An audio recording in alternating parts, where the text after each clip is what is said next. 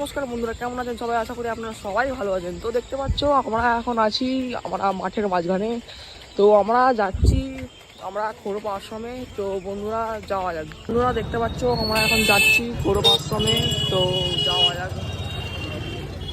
তোরা এটি একটি বেতাই মাঠ, দেখতে পাচ্ছ অনেকটাই বড় জায়গা নিয়ে। তো প্রথম দেখাতে পারলাম না।